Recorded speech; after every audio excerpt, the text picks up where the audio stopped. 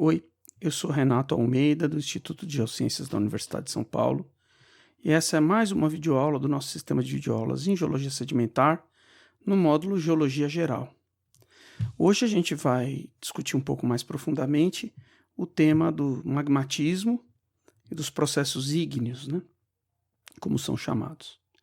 Vamos discutir um pouquinho melhor a questão da origem dos magmas e da sua variação composicional, falar dos processos de fusão parcial, incluindo a composição eutética e a cristalização fracionada, que são os processos que dão origem à variabilidade composicional dos magmas que a gente encontra na crosta.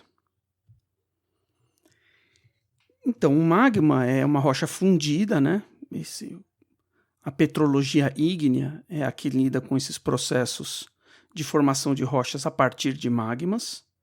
Essa é a nomenclatura que a gente usa em geologia. E tem 3 situações básicas em que você pode fundir uma rocha do manto ou da crosta, seja da astenosfera ou da litosfera.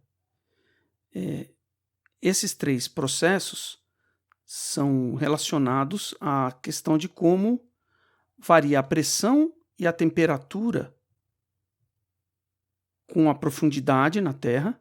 Então tem uma coisa que a gente chama de gradiente geotérmico, que é a curva de aumento de temperatura com a profundidade. E não só a temperatura, mas também a pressão aumenta. E aí a gente tem uma curva para cada composição de rocha, que é a que a gente chama de sólidos. A gente já vai ver um pouco melhor isso. Que é a que temperatura a cada profundidade, quer dizer, aqui é temperatura com pressão. Aqui temperatura a cada pressão. Você inicia a fusão dessa rocha.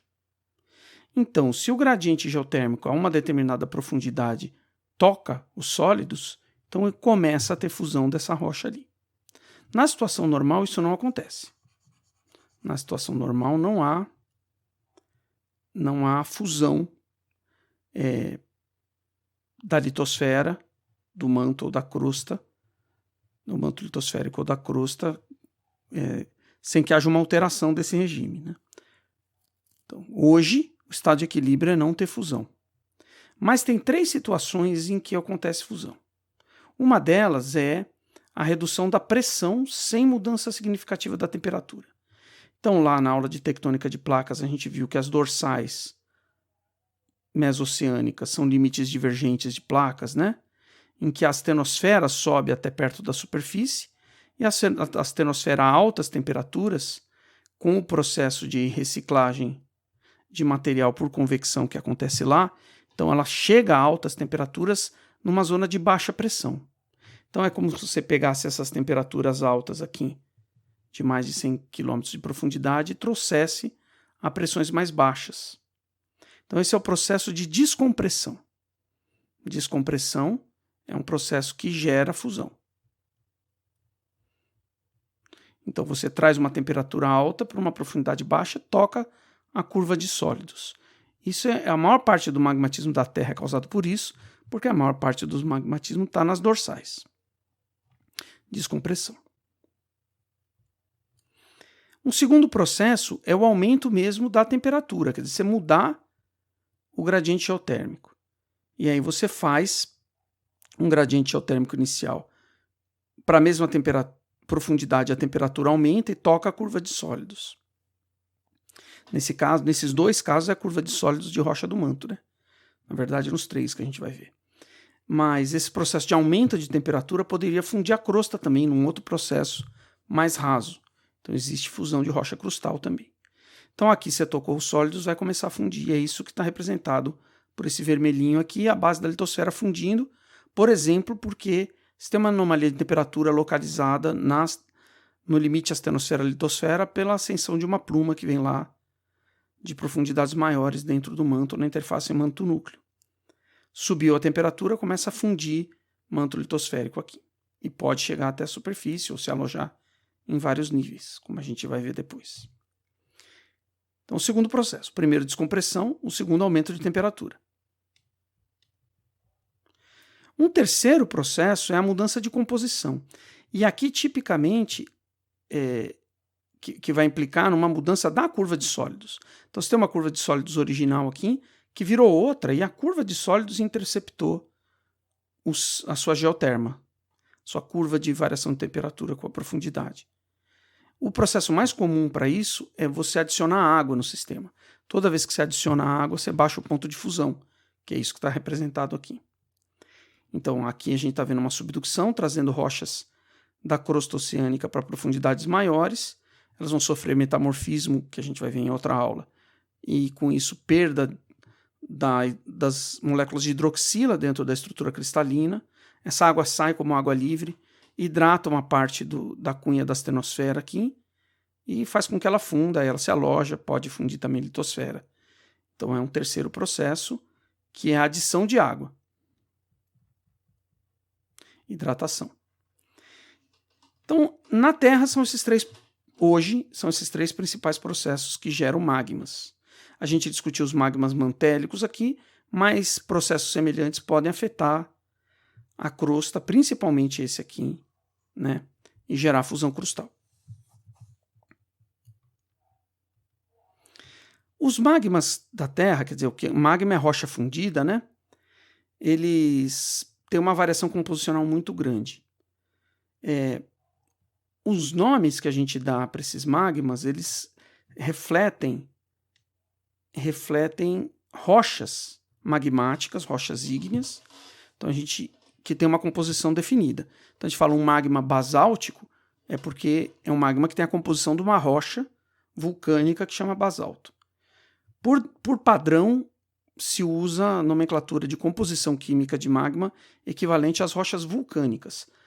As rochas vulcânicas são formadas por cristalização de lavas, que não são exatamente os magmas que estão alojados na crosta, porque eles perdem voláteis, né? Perdem água e perdem CO2. Então eles não têm exatamente... A lava não é exatamente o magma, mas você pode dizer que a lava é um magma que escorre na superfície, né? Então a gente tem essas composições variadas com os nomes das rochas, e tem rochas que são extrusivas, que a gente vai ver isso depois melhor na aula que vem, ou vulcânicas, né, rochas que se formam na superfície, quando o magma chega na superfície, mas tem muito mais volume de rochas, de magmas que não chegam à superfície como um magma, que eles cristalizam dentro da crosta e depois são exumados por outros processos e aparecem na superfície. Então, basalto, por exemplo, é uma rocha vulcânica, o granito é uma rocha que a gente chama de plutônica, que se formou a profundidades maiores. E tem uma variação muito grande de composição, né? Tem vários aspectos dessa composição que variam, mas como a maior parte dos minerais formadores de rocha na Terra são silicatos, e o teor de sílica controla a viscosidade desses magmas, a temperatura também, e ele acompanha outros trends de variação composicional.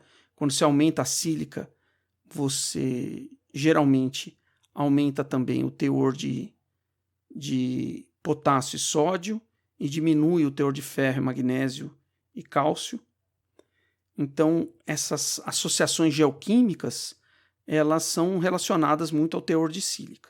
E aí vem essa nomenclatura muito antiga, que a gente ainda usa, né, de chamar as rochas com alto teor de sílica de ácidas e as com baixo teor de sílica de básicas. E isso é por causa do comportamento desses minerais, né, dessa composição média, quando você faz reações químicas, né? O que acontece com a água, né, quando você dissolve eles. Mas isso é antigo, ainda usamos.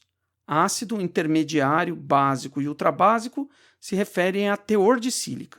Então, rochas que têm um teor global de sílica abaixo de 45% são ultrabásicas. Entre 45 e 52 são básicas.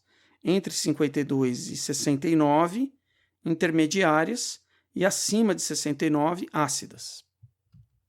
Um outro termo relacionado a isso, que vocês vão ver nos livros de geologia, é o termo félsico e máfico. Aí você está se referindo à proporção de minerais. Os minerais máficos geralmente são escuros, portadores de ferro e magnésio, e são aqui, né, nesse sistema as olivinas, os piroxênios, os anfibólios. Os minerais félsicos são os feldspatos e o quartzo. Então, uma rocha félsica é rica em feldspatos e quartzo, uma rocha máfica é rica em olivina, piroxênio ou anfibólio. A divisão entre rochas félsicas e máficas está aqui no meio do intermediário, né? 63 é um teor de sílica que geralmente se relaciona ao limite félsico-máfico. E ultrabásico e ultramáfico caem aqui. Então, um é em relação ao teor de sílica em si, a outra a proporção dos minerais. E a gente tem esses tipos comuns de rocha aqui, nós estamos olhando nesse gráfico, com o nome das vulcânicas e dos equivalentes plutônicos aqui em cima, e uma composição mineralógica simplificada aqui, né? Então, granitos têm normalmente os dois feldspatos, um feldspato sódio-cálcico, que a gente chama de o grupo dos plagioclásios, um feldspato potássico, tem quartzo, quer dizer, sobrou sílica, então você acaba tendo sílica livre, está saturado em sílica, e você forma um óxido de silício como uma fase mineral importante. E pode ter biotita, muscovita, pode ter anfibólios também, né? Se você vai indo para as composições mais pobres em sílica, vai diminuindo a proporção de quartzo, diminuindo o feldspato potássico, aumentando o plagioclásio, que muda de composição para mais rico em sódio, de mais rico em sódio no ácido para mais rico em cálcio, no mais básico, e começam a surgir minerais máficos na composição em abundância. Anfibólios, biotita.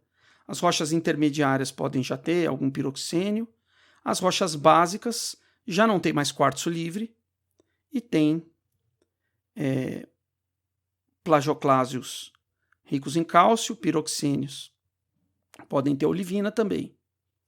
E as rochas ultrabásicas são piroxênios, olivina, e pode ter outras fases minerais também, né? Pode ter granada, depende da profundidade de formação. Então essa é uma história da variação composicional. Mas como acontece essa variação composicional? Qual a origem dela? São esses processos que eu gostaria de discutir em mais detalhe na aula de hoje. Essa variação mineralógica, ela se relaciona a uma variação, claro, composicional, né? Então esse trend que a gente olhou, o riolito, se vocês lembram do último slide, é a rocha vulcânica ácida, que está representada no outro diagrama. Ela tem uma proporção bem grande de sílica, não é só o quartzo, ela é rica em minerais com alto teor de sílica, como os feldspatos, lógico que o quartzo é pura sílica. É relativamente rica em potássio, sódio, pobre em cálcio, ferro e magnésio. E isso se reflete na presença de feldspatos, alumina também, né? Na presença de feldspatos alcalinos, com potássio e sódio. Existem feldspatos cálcicos também no riolito, mas em proporção menor. E aí aquele trend que a gente falou de ir em direção aos intermediários, um andesito aqui representando as intermediárias, diminui o teor de sílica, diminui o teor de potássio, um pouco de sódio também, aumento de cálcio, de magnésio e ferro. Se você vai em direção às rochas básicas, o teor de sílica diminui mais ainda, o teor de potássio e sódio reduz, o de cálcio aumenta, o de ferro e magnésio aumenta mais ainda.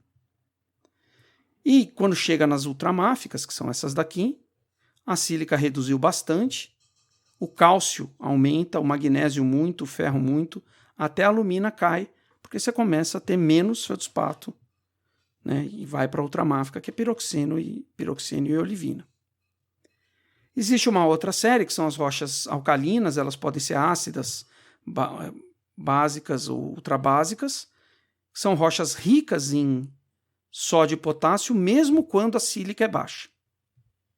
Então, essas rochas tipicamente não têm quartzo livre, né, e podem até ter feldspatóides e tal. Então, aqui uma rocha rica em cálcio, potássio e sódio e pobre em sílica. Não segue esse trend que a gente estava olhando aqui. São as rochas alcalinas. Bom, agora é interessante a gente entender como acontece essa variação composicional. a gente vai ver que mesmo se você parte de uma mesma rocha que está sendo fundida, os processos magmáticos principais permitem uma variabilidade muito grande da composição do magma, mesmo com o mesmo protólido, com a mesma rocha que você funde. Isso acontece porque misturas minerais são misturas eutéticas. O que isso significa? Significa que existe uma composição que tem uma temperatura de fusão que é menor do que a temperatura de fusão dos minerais isolados. Então a gente tem uma composição de dois minerais, aqui um piroxênio de cálcio e magnésio, que é o diopsídio, e um plagioclásio, um feldespato plagioclásio cálcico, que é a anortita, e uma mistura desses dois minerais a diferentes proporções tem pontos de fusão diferentes do que seriam os puros. O interessante é que existe uma mistura ideal, aqui nesse caso com 43% de anortita e o restante de diopsídio, que é a composição eutética, que é a que tem a temperatura mínima no sistema. Então você funde inicia a fusão a uma temperatura menor do que fundiria os minerais puros. Então a anortita fundiria pura a 1553 e o diopsídio a 1391. E uma mistura 43% de um, 57% do outro, tem uma temperatura de fusão de 1274. Essa aqui é a composição eutética. Mas o comportamento desse sistema de dois minerais, ele tem uma questão muito interessante, que é a da fusão parcial. Nós já vamos entender isso agora. Então a gente imagina uma composição inicial de uma rocha que vai esquentando, uma composição inicial, vamos dizer que tem 70% de anortita. Então essa bolinha verde aqui é a composição do sólido. E ele está a uma temperatura abaixo da temperatura de início de fusão da composição eutética. Então está aqui, 70, 30. Vamos marcar uma reta aqui. Essa é a composição do sólido. Se você vai fornecendo calor para isso, essa temperatura aumenta e quando chega em 1274, começa a fundir. Só que o líquido que está sendo gerado não tem essa mesma composição. Ele tem a composição eutética. Então vamos fazer uma bolinha laranja aqui, representando a composição do líquido.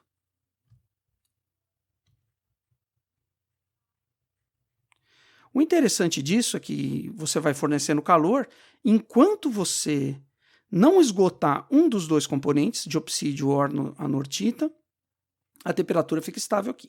Você está consumindo todo esse calor adicional no processo de fusão.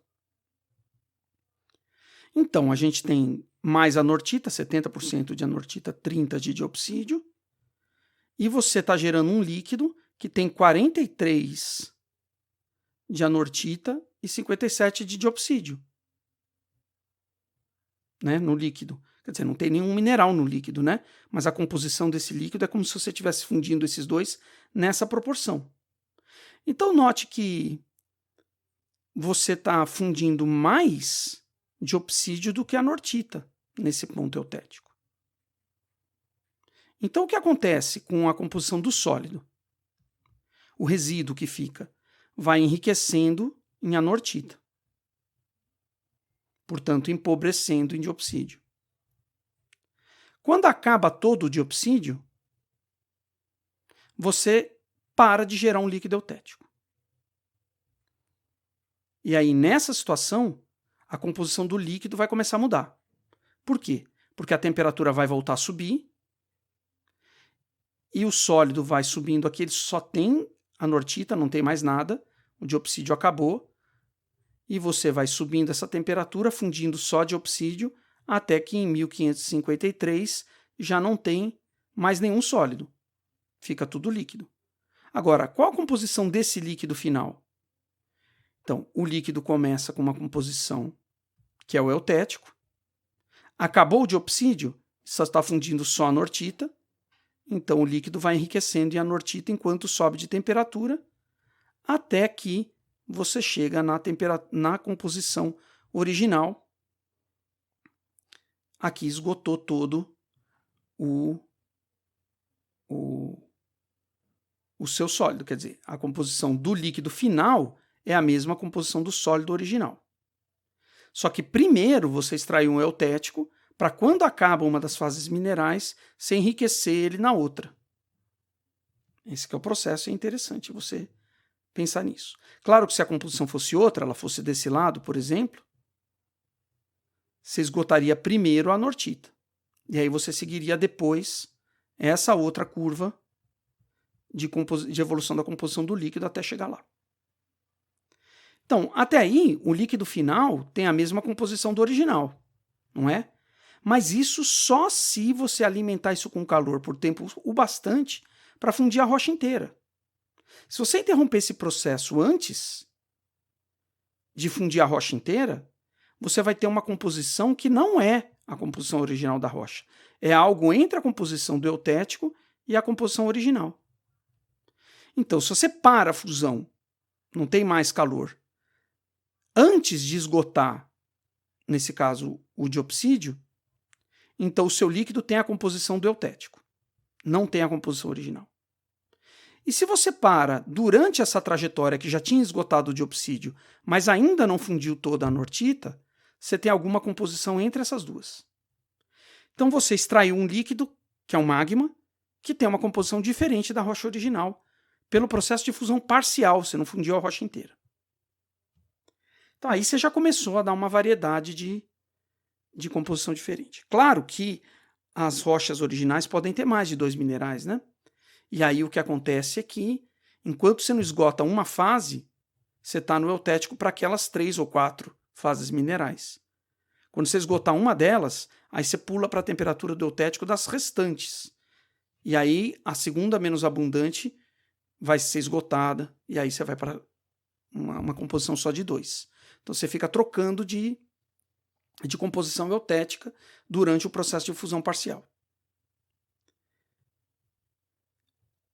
Mas, para ter a variedade toda que a gente tem de rochas, que a gente viu lá no começo da aula, tem um outro processo que é o inverso desse, que também conta.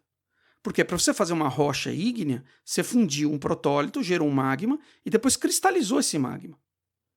Então imagina que a gente estava numa situação em que a nossa composição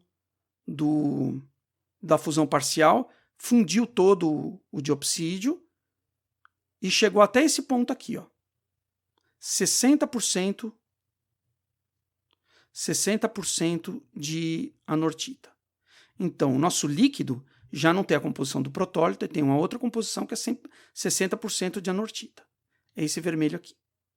Vamos ver agora o que acontece durante a cristalização fracionada. Então, a gente tem a composição 60% de anortita e estamos num líquido. A uma temperatura de magma. Aqui. Quando você resfria isso, quer dizer, vamos supor que ele subiu por estruturas dilatantes, está numa posição crustal mais rasa, foi perdendo calor, esfriando e está cristalizando um corpo plutônico. Então a temperatura está baixando. Esse líquido está esfriando até que ele atinge essa curva de início de cristalização. Então essa curva aqui que separa o que é puramente líquido do que tem líquido e sólido, porque aqui só tem líquido, só magma. Aqui tem magma mais anortita. E aqui tem, se tiver nesse campo, magma mais diopsídio. Então essa curva que separa o que é só líquido do que é líquido mais sólido, a gente chama de curva de líquidos. E essa curva que separa o que é só sólido do que é líquido mais sólido é a curva de sólidos, que é aquela que a gente viu lá onde a geoterma intercepta no começo da aula. Então bateu na curva de líquidos, vai começar a precipitar um mineral, não é? Então nós estamos aqui e começa a precipitar um mineral. Que mineral é esse? Bom, com essa composição é só anortita. E aí você pode entender que essa anortita está cristalizando e está saindo do magma. Tá, provavelmente, nesse caso, né, ela pode descer ou subir, se ela for mais densa ou menos densa do que o magma, mas vamos imaginar que está acumulando no fundo. Então você está extraindo molécula de anortita do líquido. O que acontece com a composição do líquido? Ela vai enriquecendo relativamente em diopsídio enquanto esfria. E você precipitando anortita a diferentes temperaturas. Até que ela chega na composição eutética. Aqui a temperatura fica estável e ela cristaliza os dois juntos até o fim. Certo? Só que note, você extraiu esse diopsídio do magma. Então o magma foi trocando de composição. Se você extrai e leva ele para outro lugar, você faz um cumulato rico nesse mineral e o magma do fim é mais pobre nele, tem essa composição do eutético. Então, no fim das contas, você tem uma rocha que é um cumulato de diopsídio e outra rocha que é diopsídio mais anortita, que é a composição eutética dessa mistura. Se você tem muitas fases minerais, você pode ir extraindo elas gradualmente do magma e gerar vários magmas. E você pode migrar um magma residual desse para outra posição e você nem vê os resíduos. Então você pode gerar coisas com muitas fases minerais que vão trocando de composição eutética. Você pode gerar toda aquela gama de composições que a gente viu, da ultramáfica ao granito, só com processos de fusão parcial e cristalização fracionada. Uma fusão parcial pequena do manto pode gerar um magma alcalino, que a gente viu no começo da aula. E se você aumenta o grau de fusão, isso pode ser uma rocha ultramáfica. E aí, por cristalização fracionada, você pode ir separando as fases mais máficas como resíduos e ficar com uma rocha mais diferenciada, um magma mais ácido no fim. E ter tudo como derivação só do mesmo proptólito do manto. É claro que tem outros processos, você pode contaminar, você pode fundir crosta, misturar, mas assim, a ideia básica é que com cristalização fracionada e fusão parcial, você tem uma gama muito grande de composições de magma possíveis. Esse último slide aqui é para representar isso, né? Imagina que você tem uma primeira fase mineral aqui, uma olivina, por exemplo, e ela é extraída porque decanta no fundo, faz um cumulato, o magma troca de composição, e aí você precipita piroxênios, por exemplo, troca de composição de novo, aí plagioclásios troca de composição outra vez. E aí o magma final, que pode sair daqui e cristalizar em outro lugar, ou aqui mesmo, né, pode ter uma composição muito diferente do magma quando começou a cristalizar. Bom, era isso que eu tinha para dizer na aula de hoje. E na aula que vem a gente vai discutir uma coisa um pouco mais geral sobre plutonismo e vulcanismo. E muito obrigado.